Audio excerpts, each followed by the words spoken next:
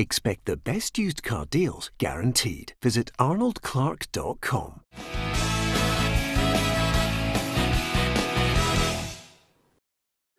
Welcome to Peter and Roughie's Football Show, sponsored by Arnold Clark. I'm Peter Martin, Alan Rough, Charlie Adam and Tam McManus here with us. It's Friday. We'll look ahead to the football in the Premiership. It's been decimated in the Championship. We'll discuss the games that still get the go-ahead. We'll look at the English Premier League as well, and of course discuss all the burning issues and the emerging stories from today, and we'll read out some of your messages as well. You can follow us, you can share the stream, and of course you can like us on Facebook. We'd be obviously grateful if you could do that. And if you're on YouTube, hit the red button, subscribe to the channel, join the football family. We'd love to hear from you.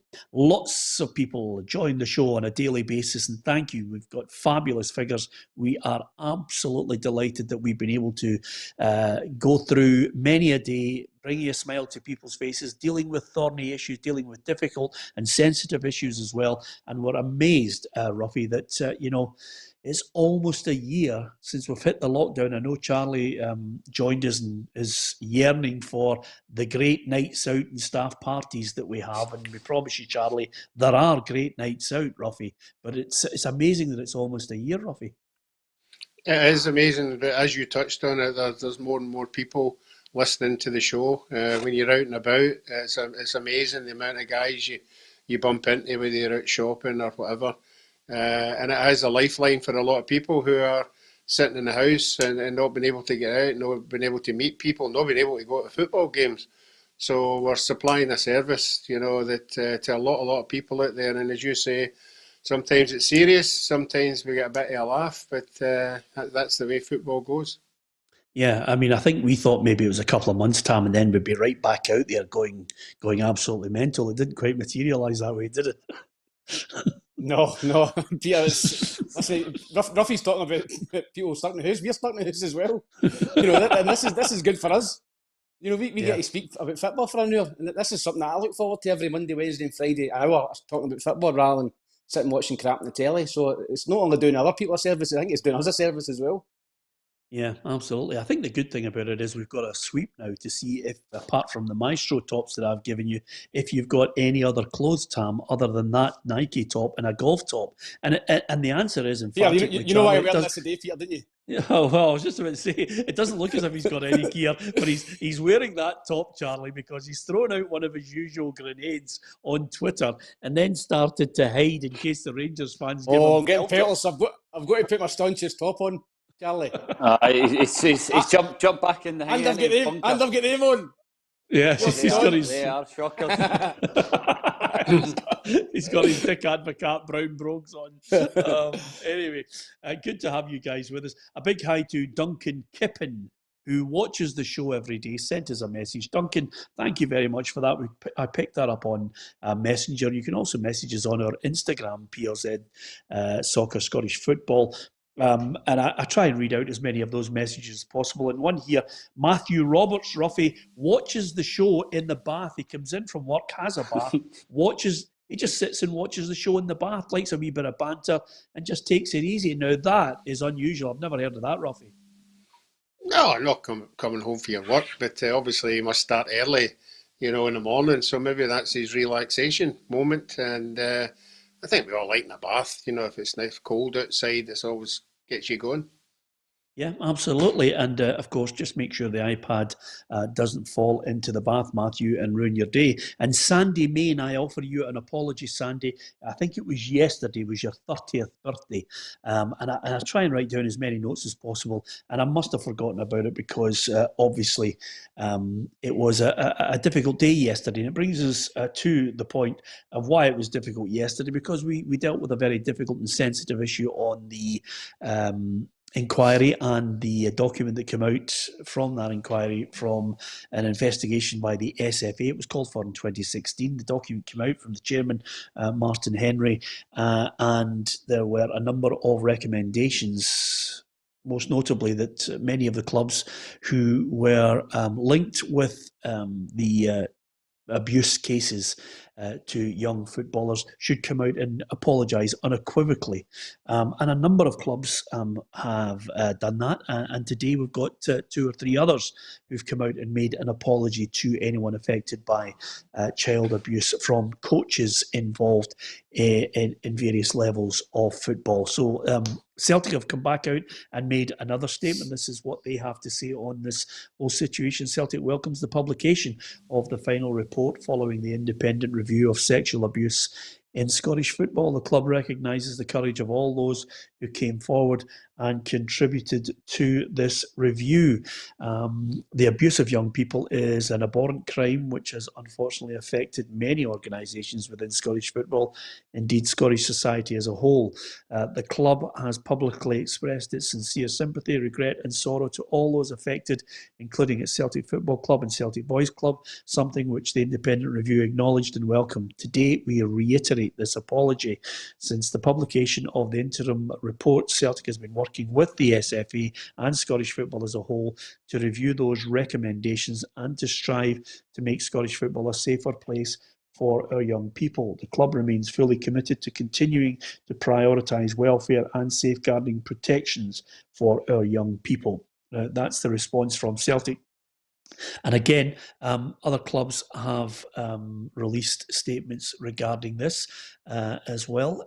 Just to back up the report, Hibs have also released a statement on this saying, we would reiterate the view we've expressed in the past, commending the courage of all the survivors who've come forward to raise this issue, and we deeply regret any suffering that those survivors have endured. The review has investigated those non-recent allegations with a view to ensuring they are not repeated. The recommendations have been and continue to be acted upon, and to Hibernian we have made child safety and well-being a priority. We've appointed a dedicated and experienced child well-being and protection officer who's been in the post since October 1st, 2018.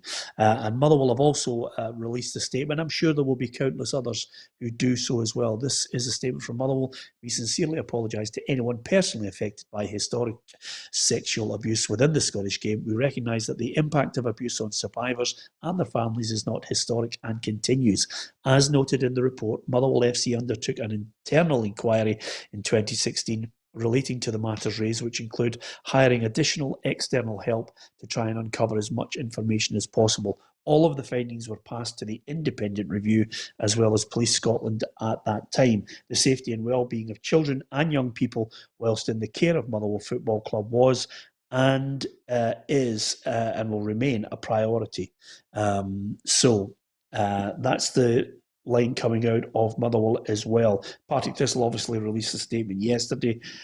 Falkirk and Hutchie Vale have spoken out. Now, I would reiterate to everybody, we've dealt with the subject in great detail yesterday. There's just a couple of points that I want to raise on it. But this is not a point scoring, and indeed I would advise you, if you are going to post anything on our social media sites, to choose your words carefully, because this is not a point scoring as far as sports concerned. This is a sensitive subject that deals with victims, some who have to live with it and some who've been unable to live with it. So it's not a topic of conversation that I think deserves anything other than dealing with the facts. At this moment, there are other clubs, Hamilton Rangers, Forest Mechanics, and others who are on the report who may well in time release their own statements on this issue. The one thing that we didn't touch on yesterday, Roughie, which is the end result of this. Of course, people now want stringent rules in place, a structure, a pathway for people if they are in any way feeling threatened or abused, that they can get help. They need that help. They need that structure and the protection for our kids, for our boys and girls who are playing football. We want that to be in place. Ian Maxwell said yesterday 80% of the recommendations are in place, and they're working tirelessly to make sure that they've learned the lessons of the past. I'm not quite sure, Roughie, what the end game is now. How can you compensate victims? They've gone through a terrible ordeal. I get the feeling that the next episode of this may well be civil actions in the courts from individuals who will feel that clubs have to take a responsibility financially for the misdemeanours of the past. there's no doubt, Peter, that is the next stage. There's no doubt about that. And it's good now that the clubs have come out and faced it up front. I think a lot of the problems were for the victims were that clubs were a wee bit anxious of admitting to anything happening because they don't know what the consequences was. Most of the things, as we've saw with the statements, were historic. It looks as if a lot of it's been tidied up. We've got Disclosure Scotland now. And if you look at all the clubs, they all have somebody in place to deal with these horrible things that happened in the past. So I think now that they've confronted, what's going on, I think that will be the next move. But I think that was the biggest thing that a lot of the clubs were trying to distance themselves for. What does it mean? If we hold our hands up and say, admit to this, what are the consequences? But I think now that it's out in the open, I think everybody has to deal with it. Yeah, and I think as time goes on, we will obviously be aware of what the next step is for the individuals. You'll never take away the pain that they have endured over a huge number of years, and for the bravery of some to actually come out and tell of their terrible ordeals. It takes a lot to do that. But we wait to see what happens there and what repercussions, if any, befall certain clubs. That's the topic itself over the last couple of days. It's a difficult one. It's a sensitive one. And sadly, it's something that's affected football and many other areas of work that I think, is a sad stain in society. But we move on from it at the moment. We dealt with it yesterday at great length, and that's basically the apologies that have come today. And I'm sure the SFA and all the clubs now will try and learn the lessons of the mistakes of the past and move on and make sure our children are safe when they're playing a sport that they love, football and other sports. Okay, let's deal with football as well. Thank you very much to people who were sensitive enough on our social media just to say something sensible. For others who are point scorers, we've got no time for it. Certainly won't be reading any of that out. Now, what about the football itself? As ever with Scottish football, we always get the odd angry manager and angry player here and there, and it's ongoing at the moment. Steven Gerrard has slammed the SFA's disciplinary process and calls for consistency for all. Now, I think the consistency that he's talking about is something he's been backed up by the Celtic manager, Neil Lennon. First of all, Steven Gerrard says, why have referees in the first place? Well, in the report we got, there's certain wording and certain language that the incident wasn't seen or it wasn't seen clearly. And there was a yellow card given. There was a referee 5 yards away and there was a yellow card given. So you can't days or hours after the game change your mind or have someone else or three guys come and re-referee the game. Well, if that's to say, what's the point of us having referees? Why don't we just have no referees and we'll just make all the decisions days and hours after the game and we'll go from there? It's not right. It's not right. It doesn't happen anywhere else. We've got to trust and support the referees, and they're going to make mistakes. They're human beings. We need to get them support in whatever ways we can, and then go from there. Otherwise, you're going to continue to get inconsistencies. Certain clubs are going to get treated different from others because they're on the TV more. Well, I think Steven Gerrard makes a number of valid points there, Charlie, but, let's be honest about it. There will be times when referees, their decisions have to be checked and they've got it wrong. And if he's not happy with the system at the moment, Charlie, he certainly won't be happy when VAR comes in. No, but I don't think VAR will be coming into Scotland anytime soon, so we won't have to worry about that. And I see his point of view. I still can't get my head around that the referee makes the decision. He makes it. He gives a yellow card, and then there's a panel of non-footballing people allowed to come out and say, "Well, that should be a 2-game ban." It's a shambles. It's like you say, the disciplinary things and the consistency. I don't agree with it. The referee gave a yellow card because he deemed it wasn't. Listen, it is a red card. If the referee sees it right, it is a red card. But he doesn't see it properly, so he gives a yellow card, and that was it. It should be done by. He's dealt with it at the time, and let's move on. But to come back again and give him a 2-match ban, I just think it's a shambles. Okay, there are two issues here, and this is where I've got to be, have a sensible outlook on it. There are two issues here. Coming back, if he saw it and he thought it was a yellow, that's the referee's call. Then you've got a situation where people say, well, the referee got it wrong. And the three-man panel looks at it and says, the referee's interpretation of it was wrong. We've had a look at it. It's a red card. Then there's the consistency situation. Yeah, but then there's a consistency. What Steven Gerrard is emphasising is the consistency. I have no qualms, Tam, with a three-man panel going back and saying the referee got the roof challenge wrong. It was a red card. It's a red card all day long. So I've got no problem with that. But Steven Gerrard's making another point in this issue, and this is where you have to separate it. It's the consistency. If he's getting that, then everybody should get the same level playing field of scrutiny with the cameras at the games, on the angle, calling the referee's judgment into question. That's a separate issue. Roofs is a red card all day long. We all know that.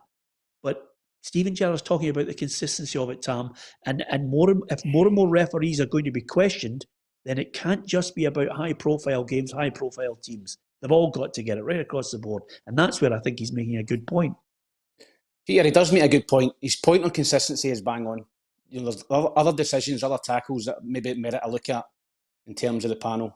But we have got a system in this country where it's retrospective action can be taken. And the referees have got it right in the end. Now, Steven Gerrard has not said there.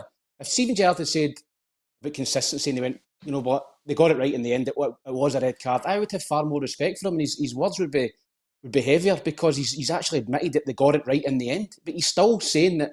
I've never heard Steven Gerrard once say that wasn't a red card. I don't know if anybody's asked him, did you think it was a red card? And it's the same with the two Morelos ones.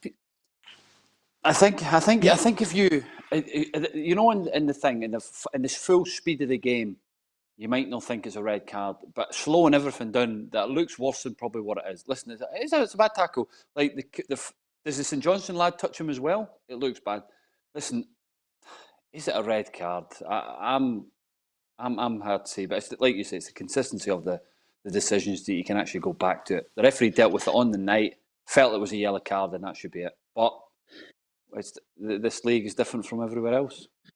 I'll disagree with you, Charlie, because here's the point, Roughie. I'll disagree with Charlie on this because and I'll pick up on Tam's point. Managers don't say that, Tam. What managers do is try and throw a smoke screen up to deflect away from issues that they don't. So that whole nonsense about whether he's going to admit it's a red card or not is neither here nor there. Managers, I've watched and interviewed managers 1 million times, and they will dodge a question because they don't want to be caught on the particular subject. So they'll throw a smoke screen up and try and deflect away from it. Now, he does make a good point about consistency. Fine. Roof's a red card. And if they go back over it, Roughie, again, somewhere else, in another game, I don't mind them doing that, as long as they get it right. It's a red card. Yeah, well, my thing about it, when they say it's the same as, it's never the same as. Every incident is different, so you have to look at it different. My problem is if you see any manager after a game and there's been an incident with one of his players and the interviewer says, what did you think of that? And he went, well, I've not got a right view of it. I'll probably watch it when I go in. You know, who's to say the referee? I missed Roughie the perfect point on that there, Tam. But listen, it goes back to what you were talking about, Tam, which is basically that managers don't want to be caught on that. They don't want to criticise their players, and sometimes they want to deflect. Why, Peter? Why not? Issue. Well, because that's the nature of it. Because, at times they want to protect their players at all costs. They don't want to condemn them for something. They want to, especially after a game. I mean, some managers, and not all of them, Tam, some managers will say, listen, he was lucky to get away with that. He was lucky he got a yellow. Because I thought it was a red. Some managers do. If Steven Gerrard came out and said, listen, we've been fortunate to get away with a couple this season, then I think that'd be fair enough. But he's not even said that. I mean, look at the first Morelos one, the forearm smash. He came out after the game and said it wasn't a red card either. It was a clear red, and they didn't appeal it. So why not just be honest to the press? I don't understand it. I'm not just picking out Steven Gerrard on this. Arsene Wenger used to do it all the time as well, and other managers do it, and it really annoys me. Just come out and tell the truth. I think truth doesn't get you anywhere, does it?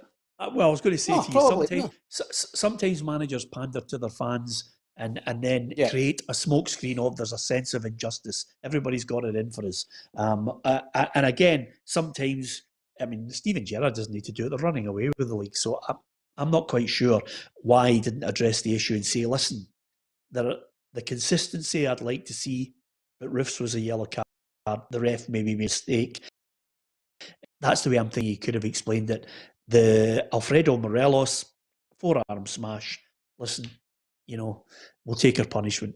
But they're certainly not going to say it right after a game, because I think there's the heat of the moment. And even after that, if they're asked the question, there are classics, and it's not just Steven Gerrard. There's lots of managers up and down the country who deflect away from it.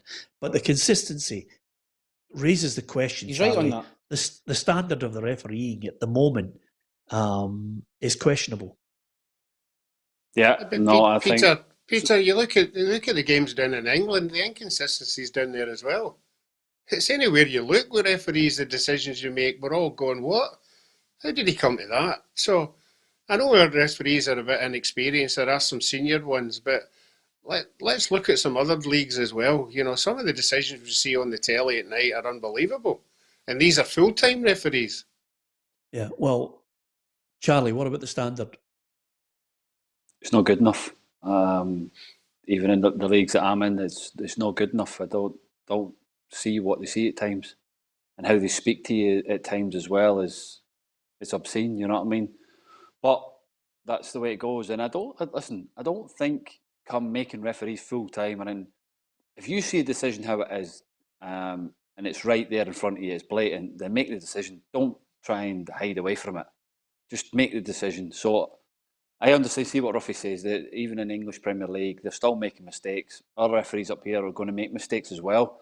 But going this full time make a difference to them? Maybe not.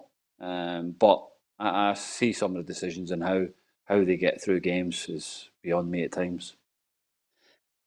Steven Gerrard also had a comment on, obviously, Albina Yeti and Roof on those two incidents. In terms of the SFA, we'll try and be as big a support as we can to try and improve things, not just for Rangers or for me, but for everyone connected to Scottish football, because I think it's clear there's many inconsistencies. There's challenges that are worse than Kamar's. There's situations that are worse than the Ajeti ones that don't even get looked upon. That's not right for football up in Scotland. So for me, we have to find a better level of consistency. And one of the things that he has suggested is full-time referees. Full-time refereeing is one area, 100%, where the level will get better up here, for sure. I think the guys do a terrific job, considering they are part-time and they've got other jobs and blah, blah, blah. I think the level has certainly got better year in, year out since I've been up here. But if we can give them more support financially to become full-time, if we can introduce goal line technology, if we can let the referees be themselves and make the decisions and the big calls. And I think if we can tweak and change the current situation, I'm not saying it needs to be ripped up, but it's certainly an area where I believe it can get a lot better for everyone up here. Full-time referees, Tam? I'm not sure it would make a big difference, Peter. I agree with the guys there. I'm not sure if it would make a big difference to the refereeing standards. Maybe it would get them a bit fitter. Can some of them are not up there to play, in terms of up and down. Listen, it's a fast pace in Scottish football. Referees have got to be fit. You've got to be able to get up and down. You've got to be up with the situations, and decisions, and be right on the spot. And sometimes referees are maybe not up on the spot and not in the right position. So maybe that could improve, the fitness-wise and with full-time refereeing. But I don't know if it would make a great deal of difference, to be honest, Peter. When they went full-time in England, Charlie, did you notice an increase in the quality? Yeah, I do. I think, you see referees, the fitness of the referees, the level of how they referee the game is much different from up here. And I felt a difference even in the Championship, the referees. There's a big difference from the Premier League where they're full-time. So it's tough, but the consistency of the referees in England. Obviously, they got VAR and the pressure, but come now the social media outburst after you make a mistake as a referee, it's just incredible, and it'll not help referees making decisions now. It'll make them worse and probably not want to make decisions that they think could go against them, for the fear of social media or outbursts of supporters or things like that. So we have to be worrying what's going on at the moment with, like I say, social media, and they are doing the best they can do, but it's frustrating at times. Yeah, and I would like to reiterate, this is not just a Celtic and Rangers situation. This is a number of clubs and fans who are irate over decisions. Just in case, because Stephen Gerrard has voiced his displeasure at it, there are lots of managers who are unhappy with refereeing decisions. The full-time referee has been suggested. Roughie, there's full-time referees in England, but VAR is constantly exposing decisions and changing them. Yeah, I think they're the rules of the game. I think the referees down south are finding it very, very difficult to use their own interpretation, because they know if they get it wrong, they're going to look really silly on VAR when an ankle's over the line or an arm's over the line or whatever. So they're under a great more pressure to get it right, because they know they're going to be analysed. Yeah, they're probably happy if the decision's taken away from them and it's the right decision. But I think they're under a really harder case down there.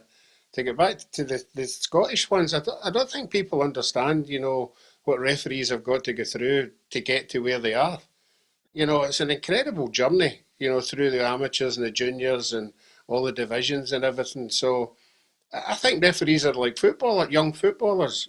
You have to bear with it until they've got enough games under their belt.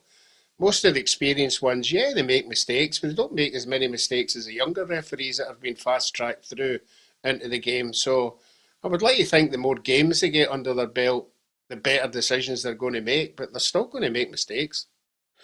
Yeah, absolutely. Can I make a point? Sorry, make a point here. We played, obviously, Tam played Hibs, and Willie Collum was referee that day. And the difference in how Willie Collum was to what we have in the league, and how he spoke to the players and how he managed the game was how I expected a top referee to do it. And that was one thing I took from the game, was how Willie Collum come over with his demeanour and how he spoke to the players, respected the players on the pitch, but also had a job to do himself. So it was good to see. But then obviously you have some that you can't speak to, have a chat with, or anything like that. So I just want to put out there that there is good refereeing out there, and there is good referees. But like you say, our referees that are good ones are getting European games. And I think, was it Bobby Madden now's just gone over to Greece to referee Panathinaikos against Olympiacos? Is it this weekend? Yeah. I have to tell you though, Charlie, although you make a very good point, and it's nice for you to pay a compliment there. There are good referees. I mean, we don't want to get lost on this and lose our sense of objectivity. Although I did raise a laugh at some messages. The banter, more often than not, is really good on our social media sites, but I think Craig Jack might have taken it a wee bit too far, Roughie. He thinks we should bring back stoning. And I don't know if I read it. As I looked at it there, I thought all I could think of was the life of Brian when somebody mentioned the word Jehovah. So Craig Jack has decided that we need radical change. It brought a smile to my face, Craig. The only bit of joviality in this whole situation, because the other aspect of it, which is really annoying for a lot of fans, is diving. And Jim Goodwin reckons it's time to name and shame. I think everybody involved in the game needs to take responsibility for it. I think managers, I think players, and I think referees. And as I said, it's similar kind of individuals who seem to be winning these penalties all the time. And, referees need to wisen up to it and understand what's happening, because they're having the wool pulled over their eyes on certain occasions. I think we just need to start naming and shaming.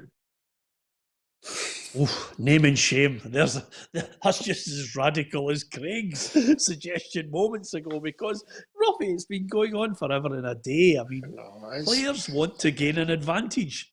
Yeah, it's one you can't argue about, because if it's somebody does it against you, you're going to be absolutely going mental if it's the last minute of a game and they get a penalty. But if it's one of your players that does it in the last minute of a game, I'm sure he's not going to get in the dressing room. The manager's going to slaughter him. It's just one of these things that happen in football. It's just there's no win situation in this one. But I do agree with you, if it's a blatant dive and it's obvious, so obvious, then they should be hammered. Yeah, well, and again, Tam, that's easy for Roughie to say, but it's the interpretation of what a blatant dive is. I thought a Yetis was a dive, not me. You know, I've not got any agenda against Albion a Yeti. I just thought it was a dive. Steven Naismith yesterday says, no, it wasn't. There was the slightest of touches. Why should he alter his run because of the stupidity of a keeper? And I take that point on board as well. If a goalkeeper comes out, Peter, and dives at your feet and doesn't get the ball and touches you, you're going down for a penalty. Any striker is. I don't care what you tell me about cheating. If a keeper comes flying out his goal and doesn't get the ball and touches you, it's a penalty. You go down. I think Jim Goodwin was referring to the last two given against St Mirren. I thought it was a penalty the other night on Greg Taylor. I thought it was a penalty. I think he's went by him. He's caught wrong side. He's panicked. He's had a tug and he's went down. And the other one he's talking about is Jamie Murphy against Hibs, which I felt was a penalty as well. Again, defender's caught on the wrong side and he's tugged him. So Jim Goodwin wasn't saying anything when the Motherwell got a penalty against Motherwell. You remember that one? Lee Irwin went down. He got shot for a block of flats for Paisley. The last time I think that might have been. I think that might have been his first game. Graham Alexander's first game. We're 1-0 up. Last 10 minutes, Irwin goes down. Never, ever, ever a penalty. And Jim Goodwin never said a word. So I think you get some and you don't get some. That's just the way it is, as Roughie says. We're not naming and shaming them, Charlie. I mean, come on. I mean, at the end of the I've day, just named them four divers there. You're hoping. Listen, I know Tam's defending the players, saying, "Oh no, about cheating." Players cheat because they want to gain an advantage for the team to win a game. It's a sport. I absolutely get that. Andy Walker and myself used to have countless arguments on Super Scoreboard about it, and Andy made some very valid points. As a professional footballer, you want to gain an advantage, and why should you alter your run because some idiot, as he put it at times, would come in with it to try and throw you off balance? Why should you alter it because of a stupid challenge? So, like Andy used to say, and Tam's just mentioned there, we all get that in professional sport, but people do cheat to win their team an advantage. The key here is catching them and penalising them if they want to do that. If they want to cheat, as long as there's a penalty and repercussions afterwards. Absolutely, and there's got to be consequences if you get caught diving or cheating in what you say. So, I like to say what Tam said. I think it was poor defending from the lad for St Mirren the other day. Got caught wrong side and Taylor gets by him. It's a penalty. He grabs him, so he goes down and Jim's obviously feeling aggrieved with that because then the game ended up a 4-0 game. So it was but it goes on the game. It's been going on. It will go on for the rest of we're alive. It's just trying to catch these people out, and if you do catch them, there's got to be a punishment. Yeah, okay. And Damien, I think this is serious. Damien says, twice in 1 week I've agreed with Tam McManus, which I think that's serious, Roughie. I mean, Damien needs to, at this point, he needs to open a couple of beers and then just, enjoy his Friday because, he's been locked down for about a year now, so he's clearly lost the plot. Nobody agrees with Tam twice. It's unheard of, to be perfectly honest with you. Anyway, Let's have a look at the Premiership matches that we can look forward to this weekend. Here are the fixtures. Aberdeen against St Mirren, Dundee United, Livingston, Motherwell, Hamilton, Rangers against Kilmarnock, Ross County, Hibs, and St Johnstone against Celtic and Rangers. Into this one, 18 points clear of Celtic, still unbeaten, even although they drew their last game. This is a Rangers side that will just want to consistently go and try and make sure that nobody takes the 3 points off them. Is it going to happen against Kilmarnock, Charlie Adam? No, I don't think so. I think, obviously Tommy's come in and I think Kilmarnock played well enough the other night, losing 1-0, which is a blow to them. But no, I think Rangers will win again, and I think that'll be 14 wins in a row at home. And they'll march on again, and the gap will still stay what it is, and it's another game closer to the title for them. Yeah, and just as a little footnote there, and I forgot to mention it on the titles, Ross County against Hibs is off. So that prediction that we had in there for a 5-0 Ross County win will just need to roll over until they eventually play wasn't for Roughie that anyway. game. Yeah, I just about to. Ruffy's had a few gins then. It's an absolutely bad one for Ross County, that game being off. Obviously, with the other teams down the bottom getting a chance to put them, they could end up, bottom by the weekend through no fault of their own with that game being cancelled. Yeah, absolutely. And the more important thing is that means Tam is in the house. I've not got a gig. All day. There's nothing happening for you. Absolutely, Tam. We are worried about you. Yeah, exactly. And of course, does that mean he's going to be about tomorrow afternoon? Yes, absolutely it is. Go see if you can find my watch.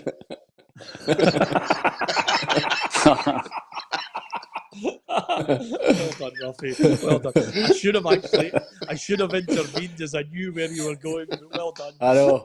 You set him up. Yeah, exactly. Kyle Lafferty's back in Scottish football. Good move, Killy, Charlie Adam. I think it's a great decision for them just to get somebody in that might score them a few goals. If he can nick 4 or 5 from now to the end of the season, try and get them up the league. He'll obviously Northern Irish connections with Tommy, and they struggled to score goals all season. So if he can come in and rekindle a little bit of form, it might make a difference to them getting up that league. And of course, he says it's great to be back. The league's exciting with Celtic crumbling. It hasn't surprised me, and I know that anyone that's been close to the squad and know the squad, it probably hasn't surprised them. But it's I think it's probably made it even more exciting how Celtic has crumbled, how they've actually just crumbled, to be honest. And I think it's an added bonus for Rangers and their fans. Yeah, there you are. So he'll begin 100% of the weekend. Yeah. Right. He'll begin 100% of the weekend. But he's I'm surprised he never said it's great to be here. Where am I? Yeah. To be perfectly honest with you, Kyle will look good when he runs out onto the pitch with those brown brogues you're wearing, Tam. To be honest with you, what a fantastic press conference for a great noise up to come back, Tam. Aye, whoever asked them that question knew that we're doing, didn't they? Listen, I think he'll be a very good signing. I was looking last night. Kilmarnock have scored 2 goals in the last 6 games. I watched him the other night against Motherwell. Chris Burke put in ball after ball after ball into good areas. Nobody there. Wasn't he having Kabamba? I think it's a great pickup on a free transfer, Kyle Lafferty. You've got him on a short-term contract. He'll be hungry to get a bigger contract, maybe at Kilmarnock or elsewhere. And I think he'll improve Kilmarnock. I think that's the one area they're lacking is a real proper number 9. I think he'll do the business at Killie. Yeah, listen, for certain clubs and definitely for country, for Northern Ireland, he was a talisman. He's a good player, Roughie. He just kind of lost his way a wee bit with a couple of clubs, but there's no doubting his ability. Yeah, he seems to go into clubs and start off, and as you say there initially, he's fantastic, and we're all talking about him, and then for some reason he just seems to get fed up with wherever he is, and he wants to go and try somewhere else, and a lot of players are like that now with the amount of clubs that are available in Europe that you can go to, but maybe it's time he settled down. But I think are we doing predictions yet? No. Yeah, we are. I'm going to go. I think Rangers are strong at home. I'm going to go Rangers to win 2-0 and Kyle Lafferty not to score. Wow. Right. Okay. I thought you were going to go 2-0 and Kyle Lafferty get 2 for Rangers. I was just about to say. Kyle Lafferty scored a header for Rangers. It was doing a better gag, Peter, wasn't it? Oh, honestly, it was geared up for him. He ruined it because he just doesn't know the gag. I see he switched his cell off. He didn't get the gag, Tam, because he's only got his set script that he does on the after dinner circuit, and there's no deviating from it. The perfect gag there was. I was just about to say that man's obviously not making a few quid on the after dinner speakers. He's a bit rusty, Roughie. Things like that. He's definitely. You're right, Charlie. He's rusty because that should have been Rangers to win 2-0. Lafferty with both goals, but Roughie absolutely blew that guy. I don't want all the stuff he gets in his site. Anyway, you don't get that. Which one? Right, Roughie. Yeah, exactly. Tam's in permanent hiding. I'm going Rangers 2-0 as well. Tam. I think Kilmarnock will go. They'll be hard to beat. Tommy Wright have them organised. I don't think they'll score Kilmarnock. I think Rangers will keep a clean sheet, and I think they'll eke out another narrow 1-0 win. Right. Okay, Charlie. Comfortable 3-0. Yep. Okay. St Johnstone against Celtic on the Sunday. Of course, Celtic now looking as if they're getting back to what Neil Lennon describes as their best, and he's looking for that consistency again. Absolutely. So we need to build momentum, not get carried away by tonight. We got to be consistent, and we got to. That's the level that we knew they can play at, and they haven't done that enough this season. That's the level we were at this time last year. So we need to, stay on it now. Do you think they're getting back to their best, Roughie? I think the second half against St Mirren was impressive. I think the confidence showed with every goal that they scored. I think that's been the problem in all the games that they have now. Taking the end out of the game, most of the games have been creating chances but not scoring, and then all of a sudden the other team score, and then it's panic stations. The way the goals went, it was an easy comfort time for them all. I think St Johnstone will be tougher. I think they've got a wee bit of confidence behind them. They've obviously got a cup final coming up. Players will be playing to be in that team for the cup final. So I think they'll have to be still at the level they were at the second half against St Mirren to win this one. And I think there was enough confidence shown by certain players in the Celtic team for them just to sneak this one 2-1. Okay, 2-1 for you. Neil Lennon clearly thinks, just like yourself, it's going to be a tough one. Difficult team to play against, and difficult team to beat. And obviously they're buoyed by getting a League Cup final, which is fantastic for them. Thought they were great in the semi-final, and then they've ended Livingston's long runs, away, which is no mean feat at the minute. So yeah, it's a tough game for us, but I think one we're looking forward to now. 3 wins in the last 5 games. St Johnstone. Tam, I'm going to go Celtic to win narrowly, 2-0. I think there'll be an upset here. I think that Celtic will win as well. I think it will be 3-1. Yeah. Okay. Charlie? Yeah. I know he kept a straight face to do the gag, but none of us decided to bite on it. Charlie? No. I think it could be. I'm going to go for 1-1. I think the pitch and the how St Johnstone are playing, I think it can cause me upset, and I'll go 1-1. 1-1. So an upset there. Yeah. Up at what now? You've just narrowed it down to now, Charlie. The title. I think that's it. That's it done. That's it. Charlie's finally decided. There you are. You can't buy this punditry, Roughie, from Charlie. This is him on his 5 live mode. You can't beat that punditry. Roughie, what were you going to say there? Can Charlie start playing next year to take the pressure off me? Oh yes. Charlie's in next year, don't you worry about it. No, I've signed up. Already signed up. Yeah, he's done the deal. It's all there. Ruffy's tailed off. Well, Ruffy's a plodder. A 3-mile chaser at Plumpton. Rug Ruffy. We're all plodders. With me. Charlie had the call with me and said, look, with the departure of McManus, there's clearly some spare cash. Surely I can come back next year. And who am I to argue? Anyway, because you've got that many jobs, McManus. Aberdeen against St Mirren. 1 win and 8 for the Dons. But I do get the feeling that the point that Darren McManus made, I think we all have to take into consideration that he's going to have 2 or 3 of those signings that will, they've been training, they'll get used to it, they'll come into the side, they'll make a difference, Tam. Am I being overly kind to him? He's obviously looking for Flo Canberra to come in and maybe make a difference, but I seen them last week against Hibs and I thought they were really poor. They didn't look like scoring. An Aberdeen team for me under Derek McInnes is always very, very solid and hard to beat. Hibs could have scored 3 or 4 last week, so it's a very difficult game. St Mirren, I think, were poor. I think Jim Goodwin will get a reaction off them, but I don't know. I just think Aberdeen will just eke out a 1-0 win. I'm going to go for Aberdeen to win at 1-0. Yeah, Charlie. Yeah, I'm the same with that. I think Aberdeen will get back to winning ways, and I'll go 2-0. Roughie. Yeah, I always worry about coming back off a 4-0 defeat or a 5-0 defeat for your confidence wise. So I think Aberdeen will get it right as well, and I'm going to go 2-0 as well.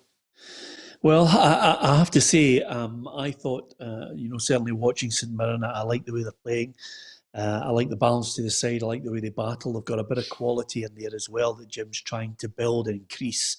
But I'm looking and I'm not going to change my mind, lads, because I did actually tweet it to you and I did actually text it to you guys. So I'm not going to change my mind because news there that Eamon Brophy is out for the season with a stress fracture on his foot. So that is a blow. Christian Dennis again out too. So he's got and McGrath's injured. So it all points to an Aberdeen win. But hey, I said 1-1, Tam. I'm going to stick to my guns that the Saints can get. Yes. Yeah, Roughie. exactly. Let's reel him in. No,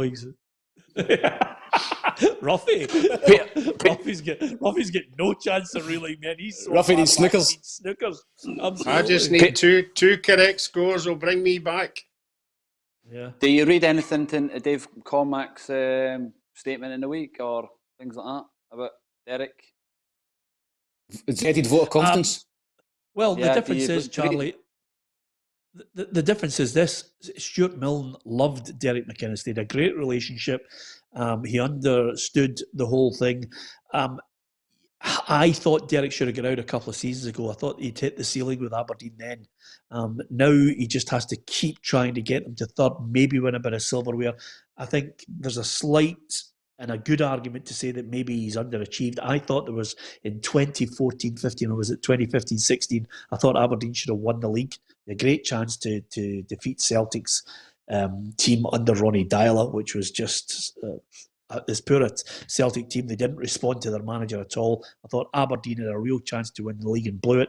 They should have had another Scottish Cup in the bag. Dave Cormack, I think, understands how difficult the job is, and I think Derek is a good lad.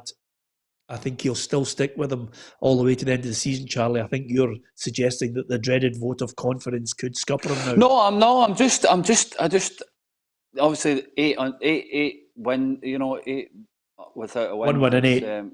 1 win and 8. It's as he come out. I like Derek. I like Tony Dock as well. I think a good coach, good manager. I think he's done a good job there. I just don't know, why he's come out. Would it just be because of to try and keep the fans offside or whatever? I don't know. It was just strange that he's actually come out to try and back him, and then that you normally know what happens if a bad result goes against you again. Yeah, he's come out to back him just quite simply because. Tam, the Aberdeen fans are now, there's more than just a minority. I think the Aberdeen fans are starting to get a little bit hacked off. Yeah, I think they've turned the Aberdeen fans up there on Derek McInnes. I think obviously the Hibs result, Hibs going 5 points clear of them. Aberdeen have been, near enough guaranteed that spot over the last few seasons, and I think that's minimum, which the Aberdeen fans expect up there and to be winning trophies. So for Aberdeen to drop into fourth and I think that a lot of them are... I've said this in the show a couple of times now. I totally agree with you, Peter. I think a couple of seasons ago, Derek hit his ceiling. I don't think he could do it any more at Aberdeen. He's getting third, he's getting the cup finals. He's in and about winning trophies. He obviously has not won anything, but he's finishing third. He's got a level of consistency up there, and it's always been hard to keep that up, especially when other teams start to get stronger. The Rangers have obviously get stronger under Steven Gerrard. Hibs are stronger now. They've spent money. So there's obviously more competition there. So I think that a lot of Aberdeen fans do kind of want them out now.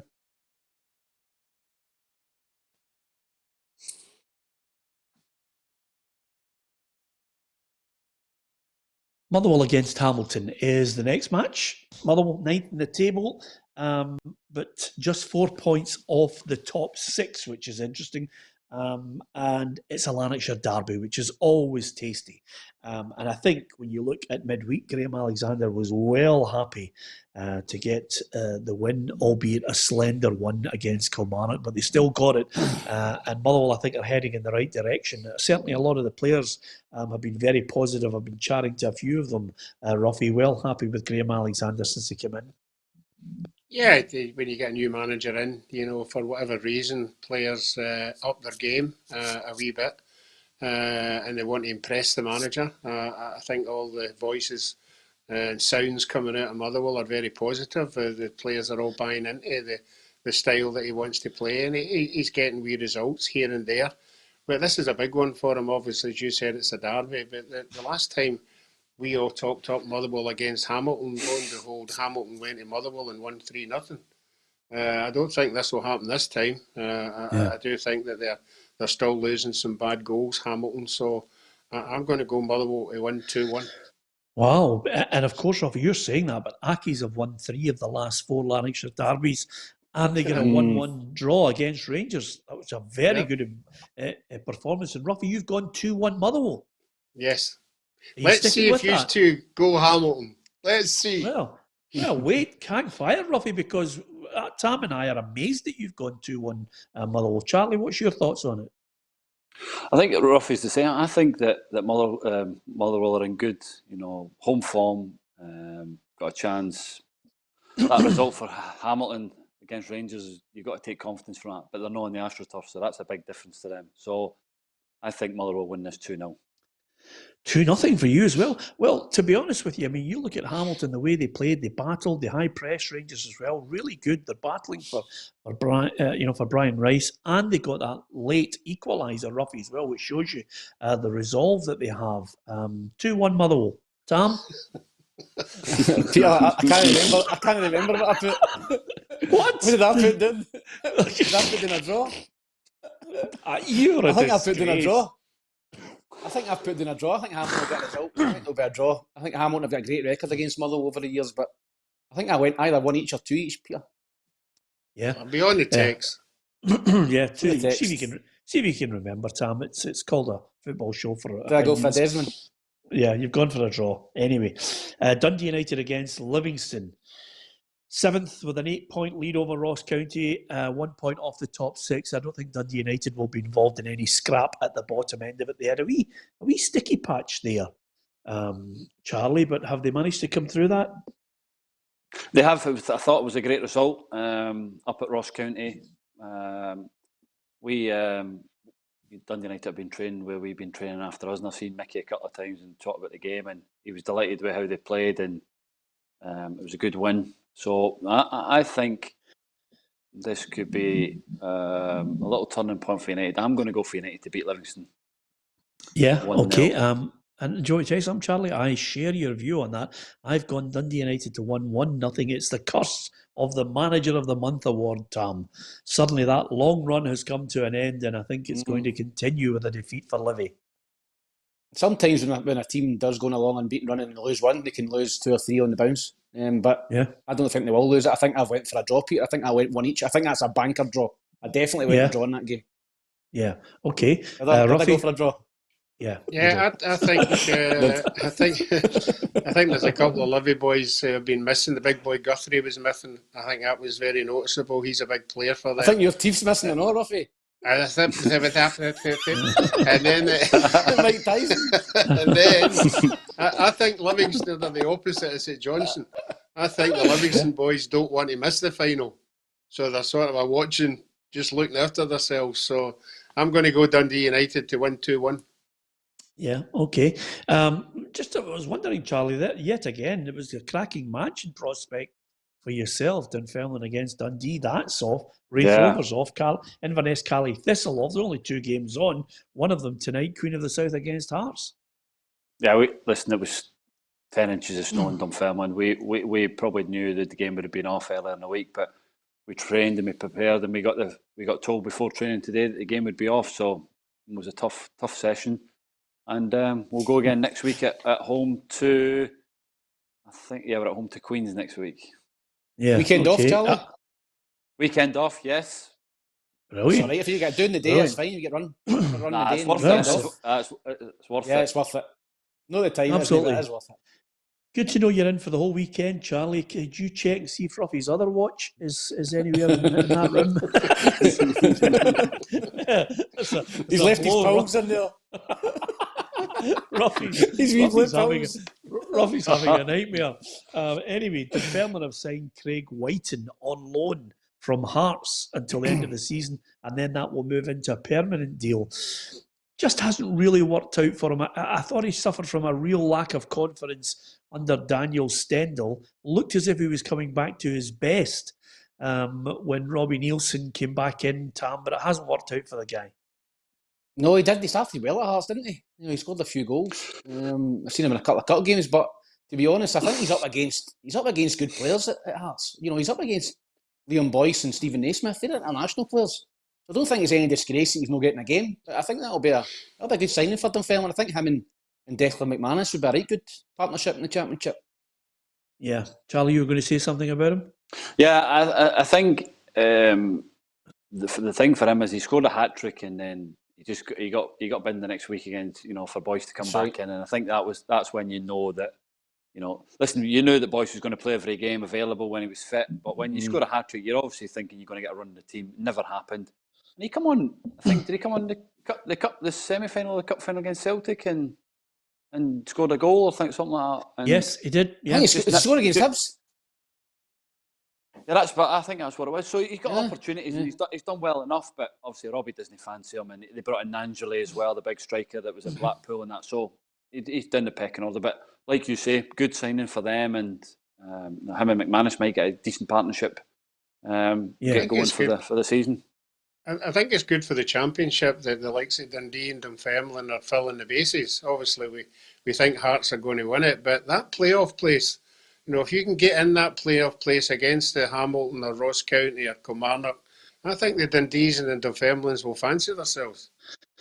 Yeah, absolutely. I'm tipping you for the playoff place, Charlie. I hope you don't let me down. What, second, or are you thinking third or fourth? No, I'm thinking second, and I think you will have a great chance for me of taking the team second bottom of the Premier League. Yeah, no, I think so. Listen, Hearts are 13 points clear at the moment, in good form. I'm not going to hide away from it. Listen, they stretched the lead, and we probably never capitalised on that the other week. But they're in good form. They're winning games, and they play a tough game against Queens tonight, who are in decent form themselves. So we're struggling with games to get on. So we need to start winning football matches. And second is a big aim for us now at the moment, because it then allows you, 2 less games in the playoff. But like you said, over 2 legs, I'd fancy us against any of the Premier League clubs that are in that 11th place. Yeah. I think the guy, if we were holding the manager of the year across Europe at the moment, I think the Bayern Munich manager, Tam, might be in with a shout. Have a look at the stats on what he's won. Hans Flick, Bundesliga, German Cup, Champions League, German Super Cup, UEFA Super Cup, and last night they won the Club World Cup as well. Incredible. I mean, there's not many managers who come in and have that rate of success. No, listen, he's a top manager. I think that obviously Bayern Munich have got a lot of money to spend. They're a massive club, but still to have that success, obviously they won yesterday, beat Mexican team in the final. So no, he's done a phenomenal job there. He's always been a top manager, and Bayern will be looking to go and win the Champions League again this year. Yeah, absolutely. We love our football here. Just before we go, here's a look at some of the English Premier League fixtures, some tasty ones to look forward to. Leicester against Liverpool is fantastic. I'll be watching that one. And Man City against Tottenham is screaming out at me, Charlie, because I think Man City will increase the pain on Jose Mourinho, and I've got a feeling that Leicester can take Liverpool, because Liverpool just at this moment can't get that back line sorted out. Yeah, they're obviously two losses in a row, and they're not in great form, Liverpool. But I think that'll be a draw. I think Man City will beat Tottenham, and I'm going to go and throw one in. I think Leeds could beat Arsenal at the Emirates. Yeah, it's a good shout, Charlie. I think they might. At minimum, I've got them down for a draw, Tam. What about you? I fancy Leeds as well. I think Leeds are brilliant to watch. They're the best team in the Premiership to watch for me. I'm a neutral. I don't really follow a lot of English football, but I love watching. You're a Newcastle fan? Every game. No, a neutral. I'm a Newcastle fan. I am a neutral this season. They're rotten. Just out of curiosity. I'm a Newcastle fan and Ashley leaves. I'm gobsmacked that you said that, Tam. You don't really watch the English Premier League. You're not a big fan of it. No. VAR's ruined it for me, Peter. VAR's ruined a lot of games for me. Is that why? That's why I don't watch a lot. Yep. I don't like VAR. It really annoys me. I don't know about you, Charlie. No, I love watching the top. Love watching the top players. It's you sit down and you watch proper football players. You know what I mean? Even like your clubs like I'd rather watch the Leicester Scottish and Championship. I wouldn't. Yeah. He wouldn't even plays in it. I would, honestly. No, Charlie wouldn't watch it. He plays in it. Can you imagine? Would you watch Area United against Hearts on a Friday night? Absolutely no chance. Yes. Well, it's a good point you make, Charlie, because tonight, Roughie, Queen of the South against Hearts, and I mean, we're all probably watching it. I'm probably hoping for thinking of an upset. I'll watch it because it's Hearts. I'll watch that match. Yeah. Because you got a soft spot for Ian. Well, calm yourself, you. It's one of those things. Well, I like to see some of the teams in the championship. So, although Roughie, I'm surprised Tam said that, because since I was a boy, I absolutely love English football as well. I mean, I love it's the best. It's just fantastic, and I would watch Barcelona. Yeah. I'd watch Barcelona and Real Madrid when Ronaldo and Messi were there, but I think the shine's been taken off La Liga a wee bit now. But Roughie, of the games, which one would you watch in the English ones that are coming up? Oh, it has to be the Tottenham game. But I think the English game's suffering like everybody else without any crowd in. It just takes it away. It takes the excitement away a wee bit from it. You look at the English games, all the grounds are jam-packed, full stadiums. And a good crowd makes a bad game good. And I think that's what's missing down in England. Yeah, absolutely. It's a good point you make, Roughie. Listen, hopefully it won't be too long before we get some kind of shaft of optimism, light optimism about maybe getting some fans back into the ground over the next few months, and then maybe next season. Fingers crossed, God willing, we're all back there enjoying the games and looking back on this year. And hoping it never happens again. That's what we all wish for. We all want you to stay safe, follow the rules as ever. It's something, actually, Tam, we haven't said in a long while, because we've become so used to being locked down. I remember in the early days, Tam, we were on saying stay safe, follow the rules, stay inside, wash your hands, keep a social distance. I think we're all that used to it now in Scotland. It's a given. We're just waiting for somebody to say, okay, you can go out, you can have a staff party. And what a stampede it'll be for the boozers. Oh, for a pint. Oh. Oh, come on. By the way, funnily enough, we were talking about after the game, like the manager was like, yeah, game's off and that, so you work hard today, you get the weekend off. Can you imagine saying that a year and a half ago to the lads? By the way, you got the weekend off. Oh, he'd be sweating to see where the lads were going to the boozer and all that. You know, the lads can't go out. It reminds me of that scene, Roughie. I think you described it the other week there. And I think it's definitely going to be the case. It reminds me of that scene in Airplane when the story breaks and they all run towards the telephone box. Thousands of people in the telephone box just falls over. That's what it's going to be like when everybody says, and now you can go to the pub. It'll be incredible. I can't wait for the first staff party. I can't wait for people to get out safely and know that they're protected. Well, is that fair, Roughie? I don't want to put you in a wee downer. I don't want to put you in a wee downer, but I get my nice blue letter this morning from the NHS to say, so there you go. Wonderful. And Roughie, you're going to take the vaccine, yes? Yes, certainly am. There's no doubt about that. Good man. Well done, son. Excellent. Fingers crossed. So there you have it. Roughie, Peter, sorry, before we finish, can you imagine our first night out? London, Scotland, England. Wembley, first beer. Oh, magnificent. That would be sensational. And of course, if that happens, Charlie, we'll have the outside broadcast truck there, Tam. You're coming with us. You're part of the team. We're going to be there with our 4 microphones. Big giant. You'll find a way.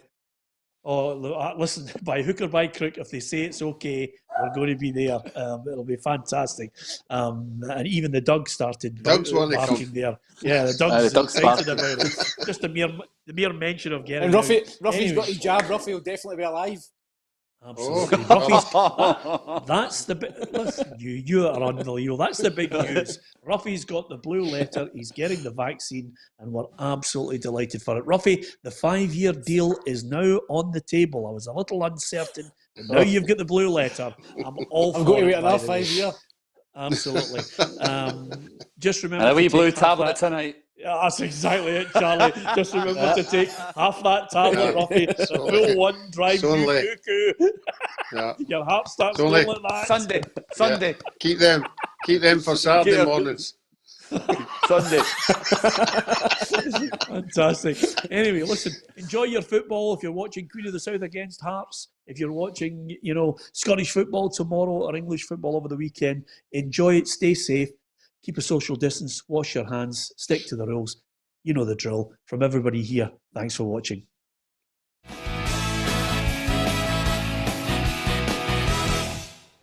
Expect the best used car deals guaranteed. Visit arnoldclark.com. See you later, troops. Right. See you later. Have a good weekend.